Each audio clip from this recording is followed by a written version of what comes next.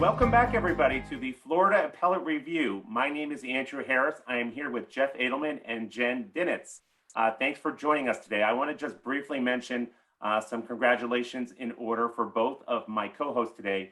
Jeff Adelman was recently appointed or elected as the treasurer of the Florida ABOTA, so the statewide ABOTA. Congratulations to you, Jeff, where you'll be, I think, president in 2023.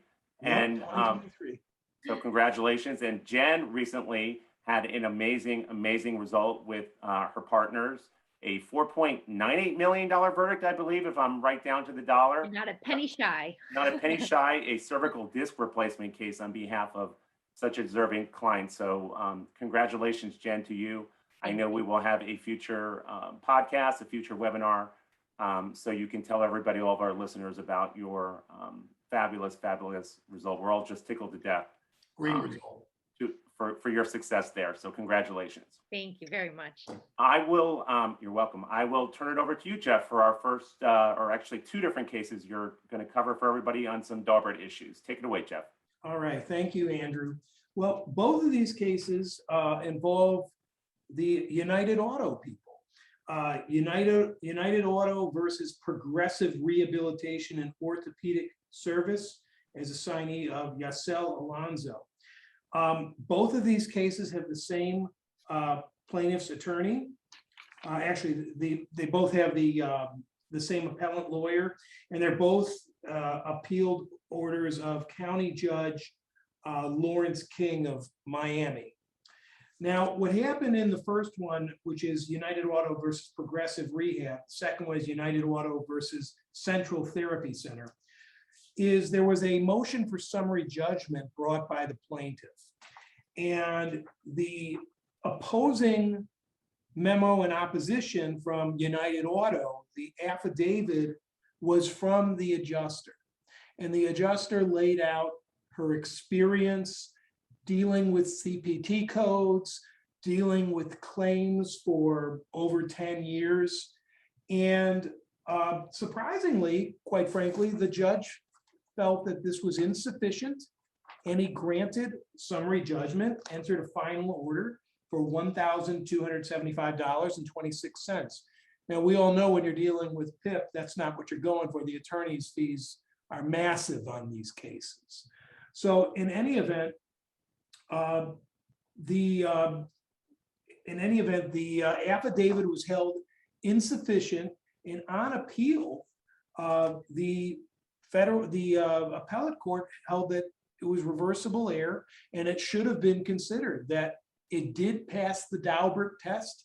And if you need a refresher on Daubert, just going through here real quick, it lays it out in the opinion, section 90.702, which codifies Daubert. If scientific, technical, or other specialized knowledge will assist the trier of fact in understanding the evidence. I think that's the key phrase right there. Or in determining a fact and issue, a witness qualified as an expert by knowledge, skill, experience, training, or education may testify about it in the form of an opinion or otherwise if, one, the testimony is based upon sufficient facts or data, two, the testimony is the product of reliable principles and methods, and three, the witness has applied the principles and methods reliably to the facts of the case.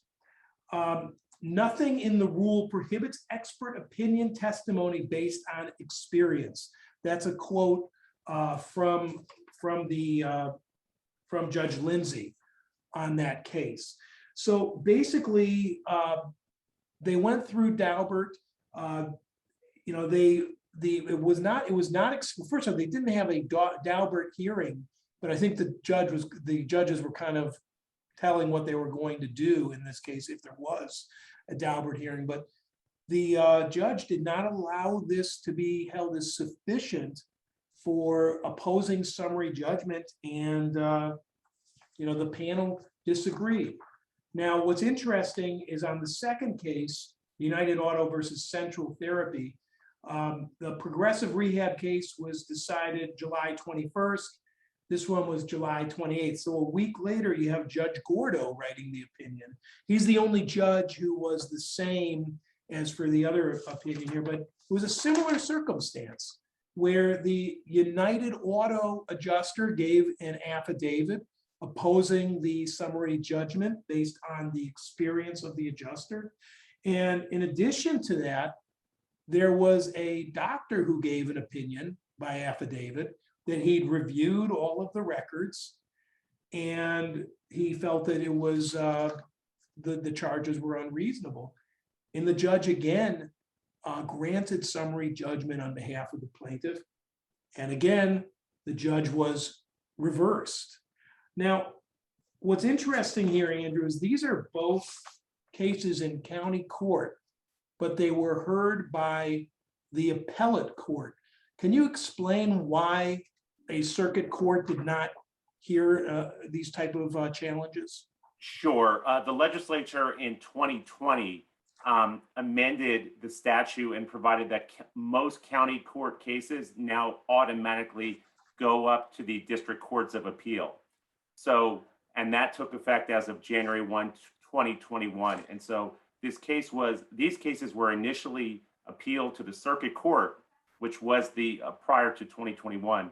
But because of the statutory change, that's why the cases were then transferred from the circuit court as an appellate court up to the Third District Court of Appeal in its appellate capacity. So most county court cases now will go directly to the district courts of appeal. So that's why they were here on direct appeal in the Third District. Yeah, it's an interesting point because that's pretty significant change to be seeing these type of county court cases going directly to the for appellate review. And one of the meaningful things there, the Florida Supreme Court a few years ago had to address whether a lot of circuit courts across the state, or some of them, only have one judge who sits in an appellate capacity.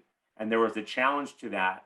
And the Florida Supreme Court held it was not unconstitutional or violative of any due process to only have one circuit court judge as an appellate judge.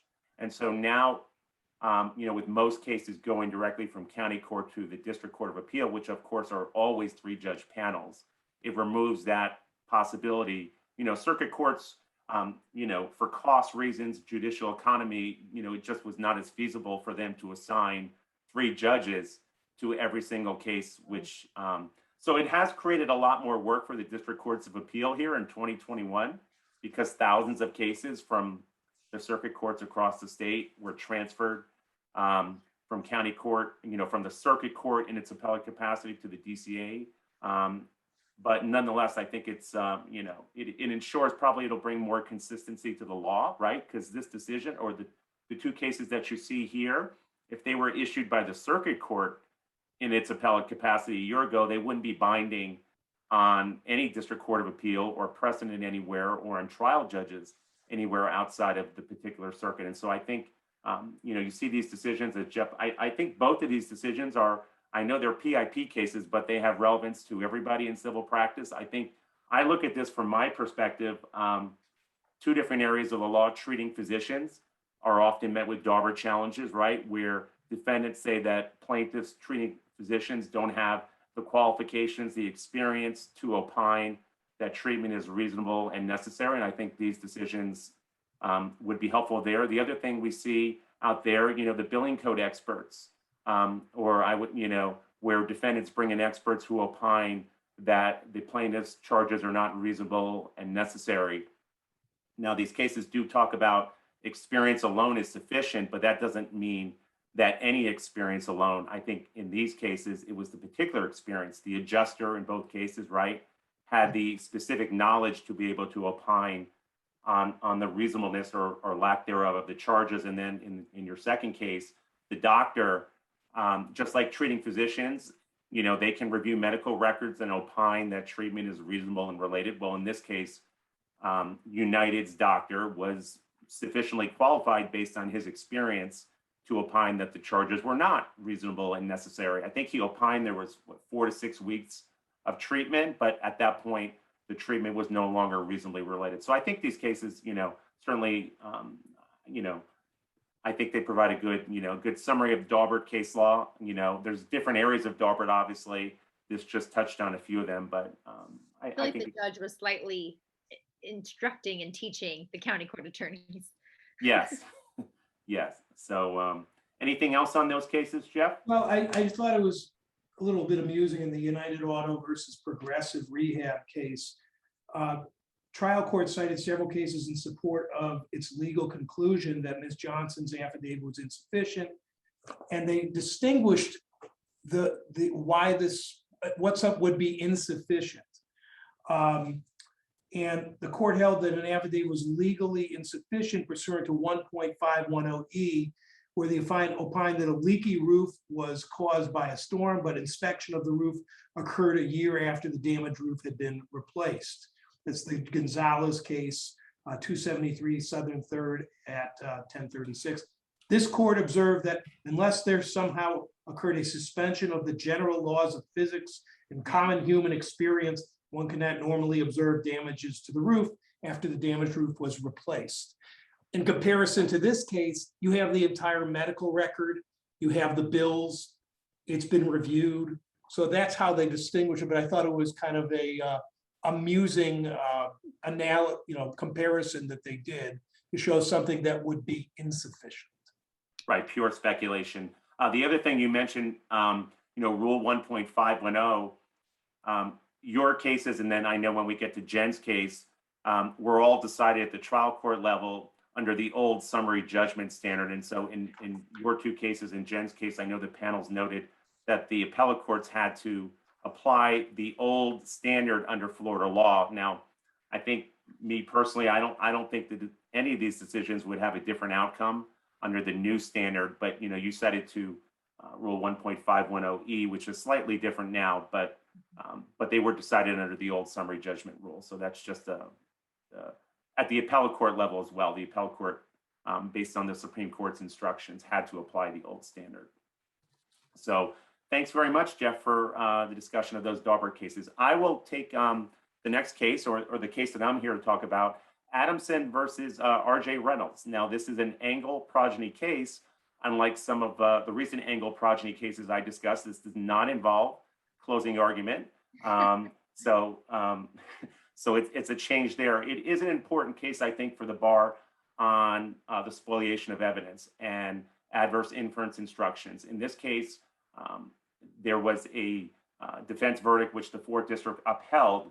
The plaintiff argued that the trial court had abused its discretion in giving a standard jury instruction to the jury, 301.11, on an adverse inference instruction. And so the appellate court held the trial court correctly, or was within its discretion to give the instruction. Why was there an instruction here used against the plaintiff? Now, plaintiffs often, seek adverse inference instructions or rebuttables, for spoliation, where the defendant doesn't maintain a car or doesn't maintain a ladder, evidence which would, could arguably be critical. Well, of course, it can be used on both sides. And in this instance, it was the plaintiff who did not maintain records. And what were those records which were not maintained? Well, the decedent, she died in her early 40s. Very, very, very sad case of lung cancer. And so the issue in the Engle progeny case was whether, or one of the main issues was causation, whether the defendant's defective products, tobacco, were the cause of her lung cancer, whether she had primary or secondary lung cancer. Well, she died in the early 1990s, of course, when medical records, right? I mean, it's hard enough for a lot of us to get our medical records now, right? As attorneys, and get copies of our clients' medical records. All of us as people, right? It's not so easily accessible. Here, she died in the early 1990s. Fast forward 15 years later, the Engle decision was decided by the Supreme Court in 2006. It provided a year window for people to file lawsuits. Her husband, or she died, so her widow filed a lawsuit on her behalf. Well, retained counsel, and I'm just reading from the opinion.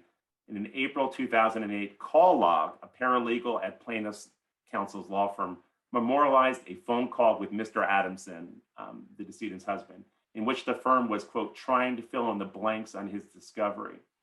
The paralegal asked Mr. Adamson, quote, if he happened to have any medical records, close quote. And Mr. Adamson replied that he, quote, he shredded them all over 2 years ago because they were so old and he didn't think he would ever need them, close quote. Not great. So that was in the plaintiff's, computer system. The defendant served a discovery request. Now, notably, the plaintiff did not object on attorney-client privilege or work product here. And that was the opinion here, the Fourth District opinion hints at or discusses a strategy decision made by plaintiff's counsel to not raise that privilege. Hearsay objections could have been raised, although I think the hearsay objections probably would have been overcome. But certainly for everybody, do you need to put in those do you need to put that report into your own file? I mean, the paralegal was doing his or her job here, right? And this is what was said and put the records in, and here they were. So fast forward, the record is turned over by plaintiff's counsel voluntarily over to the defendant, and the defendant moved forward and asked for an adverse inference instruction. The late Judge Sasser issued a detailed order granting that adverse inference instruction. There was a mistrial for unrelated reasons. After Judge Sasser's obviously really, really sad death, Judge Rowe took over the case in the 15th Judicial Circuit. She agreed with Judge Sasser and granted the defendant's request for the adverse inference instruction, and it was given at trial. Now, what did the plaintiff raised various arguments at the trial level and the appellate level as to why the instruction. One, it's sort of obvious, which is in order to have an adverse inference instruction, the evidence has to be in the possession of a person, right? And in this case, the plaintiff presented a pretty persuasive argument. We don't know what these records were. I mean, it's a brief log note. Here's the husband in 2006. He takes medical records. We're unable. It's not like there was any evidence that he had about 1,200 pages and shredded 1,200 pages of medical records. So, but what the trial court held in the appellate court reason is, when a party destroys evidence, and I use the word destroys harshly, I don't mean it that harshly, but when a party has in possession evidence and here, that it's sort of, you can't then claim, well, because we don't know what was there, you can't give an adverse inference instruction. That's the entire reason for the adverse inference instruction, is that a party has in its possession records of which the moving party here, the defendant, is unable to do what? To utilize, because those medical records in theory could have been used to support the defendant's defenses that the plaintiff did not die of smoking related causes. I think that one of the defense theories was she actually had breast cancer, and that it would be so unusual for someone of her age to develop lung cancer. That was one of the defense theories. The really important issue here, I think, which is of note in everybody's cases, so the plaintiff argued that there was no duty to preserve the evidence here. Where did the duty arise? There's certainly, at the time that the husband, quote, shredded the medical records, he hadn't even filed a lawsuit yet. That's so interesting. Right. Well, what the Fourth District held, and they cited to a Florida Supreme Court case, League of Women Voters versus Detzner, is that, and I'll just read it from here. It's on the decision. This is from the decision. A duty to preserve evidence exists in circumstances when a party should reasonably foresee litigation. But this is also from the opinion even further. Significantly, the Florida Supreme Court stated that, quote, even in the absence of a legal duty, though the spoliation of evidence results in an adverse inference against the party that discarded or destroyed the evidence. So even if there was no legal duty to preserve the evidence, there nonetheless could be an adverse inference instruction under the facts of the case against the party that discarded or destroyed the evidence. So how long would someone be required to keep his ex-wife or his deceased wife's records? Reasonable is very difficult in that one, I would think. Right. And, if you think about it, the opinion doesn't discuss when in 2006 the husband destroyed the records. So we don't know if it was before. The Supreme Court Engle decision was in 2006. So we don't actually know if it was before or even after the opinion. And at that time, the notion that the husband, could have foreseen litigation or, in a way seems kind of far-fetched, right? But what the appellate court explained here, these are issues for the jury. The plaintiff could have raised those arguments in closing arguments to the jury. An adverse, on the list of spoliation and sanctions, an adverse inference instruction is really the least bad, if you want to say. It's not having a party's pleading stricken. It's not having a rebuttable presumption of negligence. So, the jury instruction itself, it says the jury may, but is not required to, take it into account. And so it gives a lot of flexibility. I think that's where the appellate court was coming from here. But yeah, it's a very harsh result here. I mean, it's easy enough, right? I know, Jen, you do medical malpractice, products liability, your firm. If you have somebody who gets in a car accident and they take their car and they see that a plaintiff is taken from the scene in a stretcher and the defendant takes their car and repairs it the next day, well, there you can see that there, the circumstances there where you could reasonably anticipate litigation, right? That obviously was not the facts here. Were not the facts here. So that's why I think that, the decision, on a big picture is probably going to be pretty helpful to plaintiffs in the big picture, because it's usually plaintiffs who are the ones who are seeking, not always, but it's usually plaintiffs who are the ones who are seeking, or at least in my experience, who are seeking the adverse inference instructions, where defendants, they're the ones who file the lawsuits, right? Obviously, plaintiffs are the master of their complaints. And so in that respect, I think it's a pretty, favorable decision in that sense, in being able to persuasively ask trial judges for, for the adverse inference instruction. The other element, in order to get an adverse inference instruction, you have to establish that it's material, to a party. And here, what the appellate court said is, the tobacco defendant had easily satisfied that this was evidence which was material. And again, that, sort of the plaintiff was behind the eight ball, because we don't know what the records were. Imagine these were dentist records, which were destroyed, right? Then there wouldn't be an adverse inference instruction here, right? Why would the dentist records? But unfortunately, all we had here was that log from the plaintiff's attorney's, computer system. What a nightmare. So just, I suspect this is not the end of this case. The plaintiff, I would presume, will move for rehearing here and, may seek Supreme Court review. And so this may not be the last we see of the case, in the appellate courts. But for now, it is certainly, it was a very harsh, sad outcome all the way around, for the plaintiff here and just the family. The husband, who was a widow at such a young age, his wife died at such a young age. Horrible. But anyways, that is the story of the Adamson versus R.J. Reynolds case from the 4th District, written by Judge Gross, who I clerked for. Side note. But we've talked about, who I adore, and it's a well-reasoned opinion. But here we are. So, all right, I will turn it over to you, Jen, for a case discussing, I think, a hotel slip and fall, and it's oddly straightforward, like no other premises cases where there's always gray area. So this is the Marta Judowitz versus the Pearl on 63rd Main LTD. This is coming from the 1st District. This opinion was written July 20th, 2021. In short, for the facts, is a woman and her husband were staying at a hotel. She had made it into the room, which was going past one section that had tile into a section that had carpet. The tile and the carpet are obviously different materials, also different colors.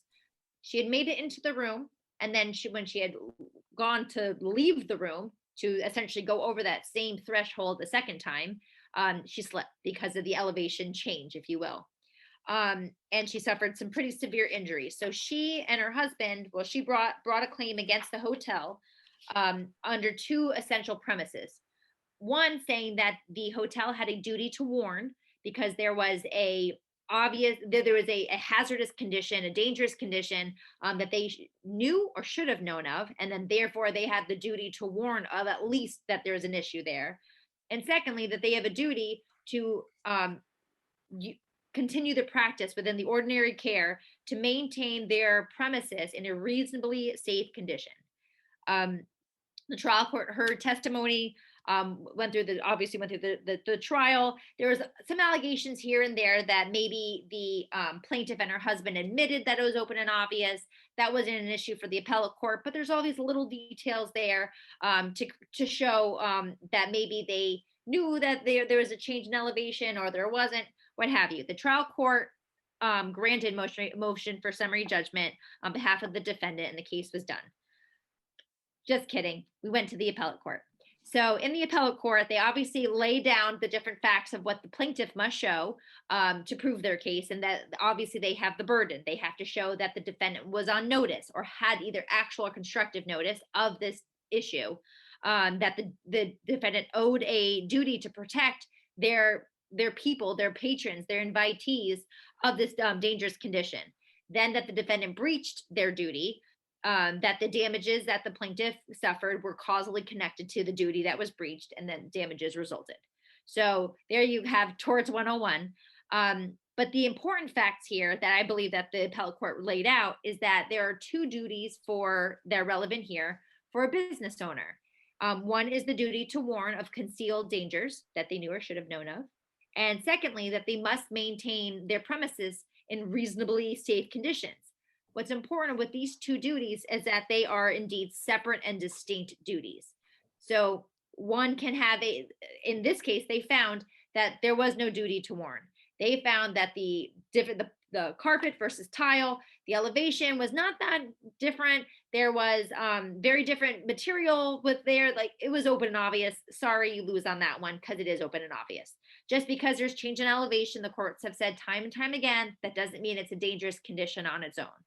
However, the important distinction in this case is they found there was no duty to warn, but they did find that there was a duty to maintain your premises in a reasonably safe condition. And in fact, the hotel did not. And they did not on, I'm just going to call it a technicality. But, that's how we get through these cases. So there was a administrative building code that said when you have a change in elevation that is greater, that the change there is greater than 1/4 of an inch, but smaller than 1/2 of an inch, it requires some beveling there. So something in between to kind of measure out the elevation. And in this case, there was no beveling. And there's no need for any kind of expert, any kind of person to come in and testify about the building codes or what have you necessarily. The building codes are the building codes, just like the law is the law. And if you violate the law, if you violate the building code, the courts have found that it's not prima facie evidence of negligence per se, but it is prima facie evidence of negligence. And therefore, we have a genuine dispute of material fact. So the court did affirm on the duty to warn motion for summary judgment, finding that there was no duty.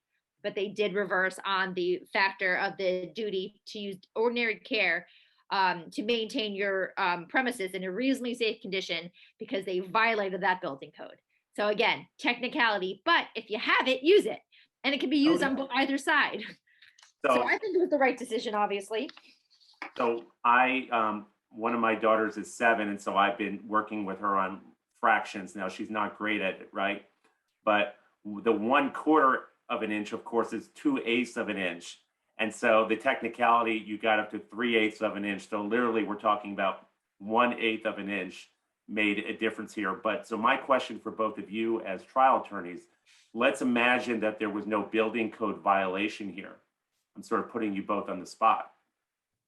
What do you do there in that situation to try and show that the duty to maintain the premises in a reasonably safe condition? What options would be available? So I think it's tough, obviously, but then you have to turn to the totality of the circumstances.